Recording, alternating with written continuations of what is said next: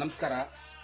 ಪ್ರತಿಯೊಬ್ಬರು ಇಂದು ಇದನ್ನ ನೋಡ್ಬೇಕಂತ ನಾನು ಕೇಳ್ಕೊತಾ ಇದ್ದೀನಿ. ಮತ್ತೆ ಇದನ್ನ ಶೇರ್ ಮಾಡಿ, ನೀವು ಸಹ ನಾನು ಹೇಳೋದನ್ನ ಫಾಲೋ ಮಾಡ್ಬೇಕಂತ ಕೇಳ್ಕೊತಾ ಇದ್ದೀನಿ. ನೋಡಿ, ನಾಳೆಯಿಂದ ಜಾತಿ ಗಣತಿ ಆರಂಭ ಮಾಡ್ತಾ ಇದ್ದಾರೆ. ಯಾವ ಪುರುಷಾರ್ಥಕ್ಕೆ ಬೇಕು ಈ ಜಾತಿ ಗಣತಿ? ಎಲ್ಲಾದ್ರೂ ಇವತ್ತವರೆಗೂ ಕೇಳಿದಿರಾ? ಬ್ರಾಹ್ಮಣ ಕ್ರಿಶ್ಚಿಯನ್ ಅಂತೆ, ಕುರುಬ ಕ್ರಿಶ್ಚಿಯನ್ ಅಂತೆ, ಲಿಂಗಾಯತ ಕ್ರಿಶ್ಚಿಯನ್ ಅಂತೆ, ಒಕ್ಕಲಿಗ ಕ್ರಿಶ್ಚಿಯನ್ ಅಂತೆ. ಇದೆಲ್ಲರೂ ಕೇಳಿದ್ರಿ ಇವತ್ತಿನವರೆಗೂ? ನಾನು ಹೇಳೋದಿಷ್ಟೇನೆ, ನಾನು ಹುಟ್ಟದಾಗಿಂದ ಹಿಂದೂ ಲಿಂಗಾಯತ ಅನ್ಕೊಂಡು ಬಂದಿದ್ದೀನಿ. ಇವತ್ತಿನವರೆಗೂ ನಾನು ಅದನ್ನೇ ಪಾಲಿಸ್ಕೊಂಡಿದ್ದೀನಿ.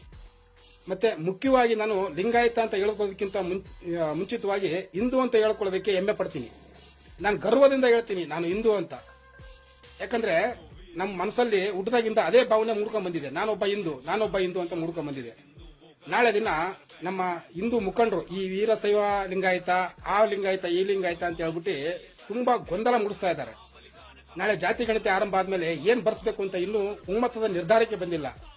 ಅವ್ರೇನಾದ್ರೂ ಹಿಂದೂ ಪದವನ್ನ ಬಿಟ್ಟು ಬೇರೆ ಏನಾದರೂ ಬರ್ಸಿ, ಲಿಂಗಾಯತ ಅಂತ ಬರ್ಸಿ, ವೀರಶೈವ ಲಿಂಗಾಯತ ಅಂತ ಬರ್ಸಿ ಅಂತ ಏನಾದ್ರು ಅವರು ನಿರ್ಣಯ ತಗೊಂಡ್ರೆ ನಾನು ಅದರ ವಿರುದ್ಧವಾಗಿರ್ತೀನಿ. ನಾನು ಬೇಕಾದ್ರೆ ನಾನು ಲಿಂಗಾಯತ ಧರ್ಮವನ್ನೇ ಬಿಡ್ತೀನಿ, ಹಿಂದೂ ಅನ್ನೋ ಪದವನ್ನು ಮಾತ್ರ ಬಿಡೋದಿಲ್ಲ. ಯಾಕಂದ್ರೆ ನಾನು ಹುಟ್ಟಿದಾಗಿಂದನೂ ಹಿಂದೂ ಆಗಿದ್ದೀನಿ, ಸಾಯೋವರೆಗೂ ಹಿಂದೂ ಆಗಿರ್ತೀನಿ. ನೀವು ಸಹ ನಾ ಹೇಳಿರೋ ಮಾತನ್ನ ಸರಿನೋ ತಪ್ಪೋ ವಿಚಾರ ಮಾಡಿ. ಇವತ್ತಿನ ಪರಿಸ್ಥಿತಿ ಎಲ್ಲಿಂದ ಎಲ್ಲಿಗೆ ಹೋಗ್ತಾ ಇದೆ ನಿಮಗೂ ಗೊತ್ತಿದೆ. ಏನು, ನಮ್ಮ ಬಹುಸಂಖ್ಯಾತರನ್ನ ಹೊಡೆಯೋದಕ್ಕೆ ಇದೆಲ್ಲ ಹುನ್ನಾರ ಮಾಡ್ತಾ ಇದ್ದಾರೆ. ದಯವಿಟ್ಟು ಅರ್ಥ ಮಾಡ್ಕೊಳ್ಳಿ.